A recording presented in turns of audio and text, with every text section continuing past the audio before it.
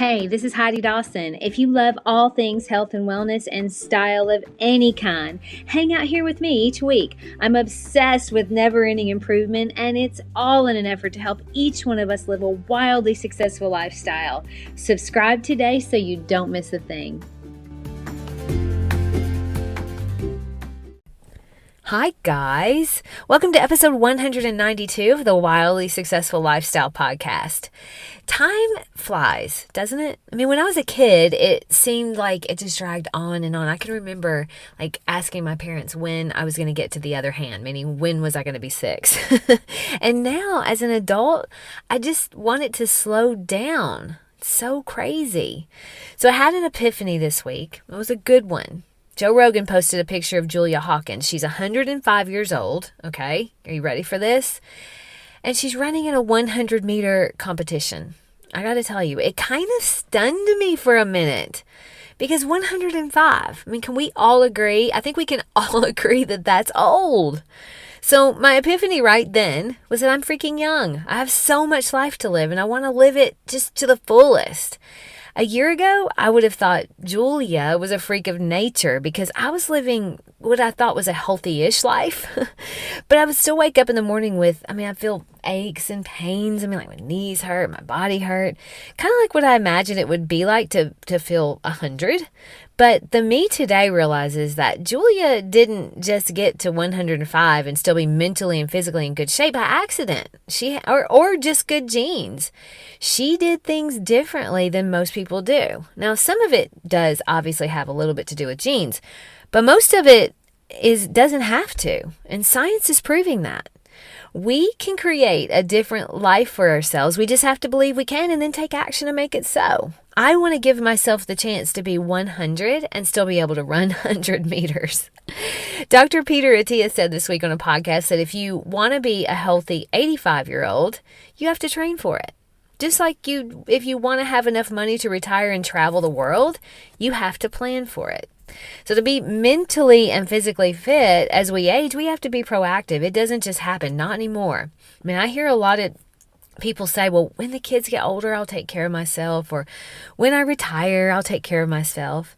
The reality is that every day that we let go by without taking care of ourselves, the harder it gets. This journey we're on isn't a journey of getting somewhere and then. That creates a pretty predictable set of habits that really become hardwired. So it takes hitting rock bottom or having some sort of crisis to actually change it. So ask yourself, what do you want for your future? In every way, mentally, physically, financially, whatever it is important to you. Figure out what you want, and then figure out if what you're doing every single day is leading towards that. You can change the trajectory of your life. The reason I know this to be true is I don't wake up feeling like I'm 100 anymore. I've completely changed how my body feels in the morning and how my mental clarity is as well, just simply through my nutrition.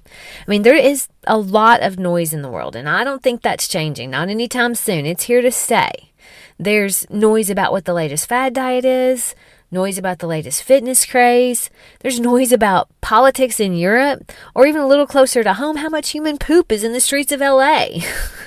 We can simply fill our head all day with noise. We can do that. Or we can choose not to be part of it. We can choose to fill our heads with things that help us create a life that excites us and inspires us. It not only inspires us, but everyone around us. Don't you love to be inspired? I do.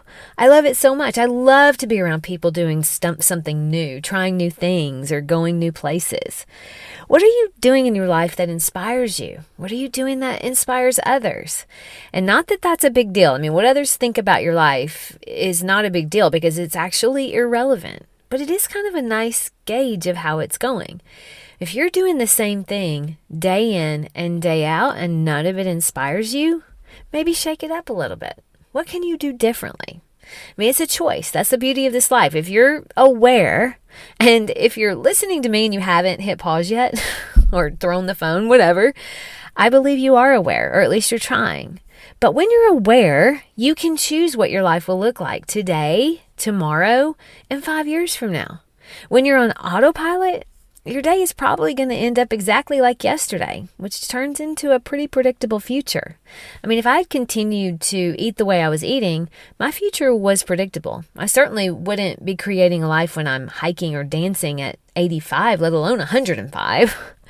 But I've switched things up. And you can too. I mean, your past doesn't have to predict the future unless you keep doing the same things over and over.